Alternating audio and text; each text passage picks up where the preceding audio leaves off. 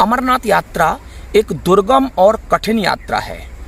आपकी यात्रा सुगम और सरल हो सके, इसके लिए आज की वीडियो में मैं आपको वो जानकारी दूंगा कि इस यात्रा में कितना समय लगेगा। चलिए साथियों, आज का वीडियो शुरू करते हैं। जय शिव शंकर, जय बम भोले, जय बाबा बर्फानी। भूखे को अन्न, प्यासे को पानी, और एक बार जिंदगी में आपको जरूर जाना है बाबा बर्फानी। तो साथियों, आप भारत के किसी भी राज्य में रहते हो, सबसे पहले आपको जम्मू पहुंचना है। तो जम्मू तक पहुंचने में आपको कितना समय लगेगा वो आप अपने हिसाब से काउंट कर लें। तो मैं आपको ये बताने वाला हूं कि इस पूरी यात्रा में कितना समय लगने वाला है।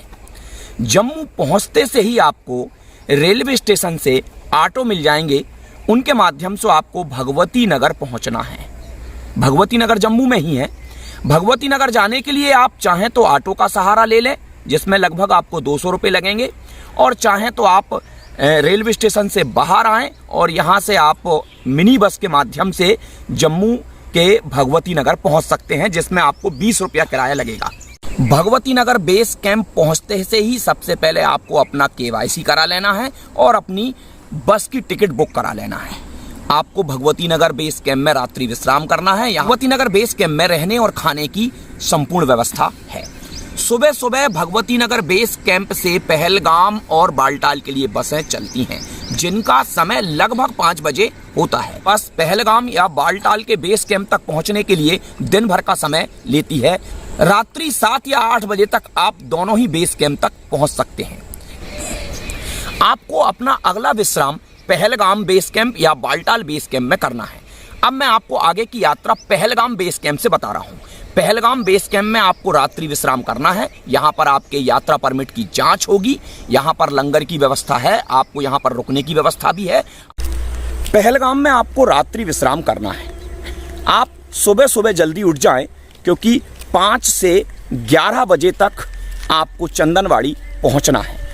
और चंदनवाड़ी पहुंचने में, पहलगाम से चंदनवाड़ी तक पहुंचने में आपको लगभग 1 घंटे का समय लगेगा, और यहीं से आपकी यात्रा शुरू होगी।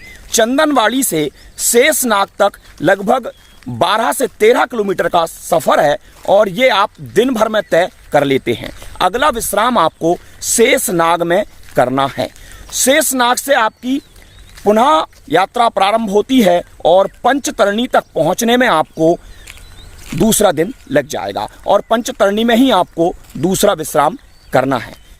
पंचतरणी से अमरनाथ गुफा केवल 6 किलोमीटर शेष रहती है। आप लगभग 2.5 दिन के समय में अमरनाथ गुफा तक पहुंच जाते हैं। अब आप वापसी के लिए अगर बालटाल का रास्ता चुन लेते हैं, जो कि उतार वाला रास्ता है, जिसमें आप शाम तक बालटाल आ जाते हैं।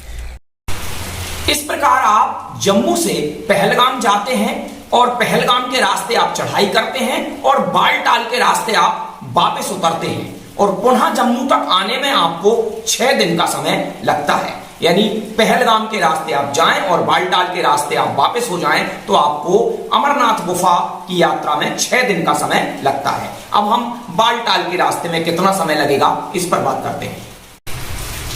जब आप बालटाल के रास्ते अमरनाथ गुफा तक जाते हैं, तो एक रात्रि तो आप भगवती नगर में रुकते हैं, और दिन भर का समय आपको बालटाल तक पहुंचने में लगता है।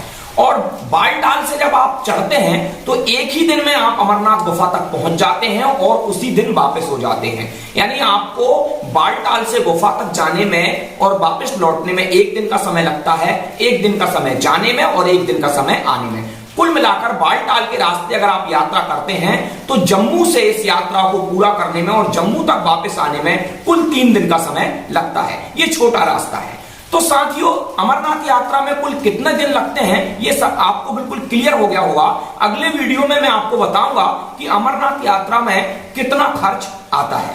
तो आज के लिए बस इतना ही। जय शिव शंकर, जय भोलेनाथ, जय बाबा।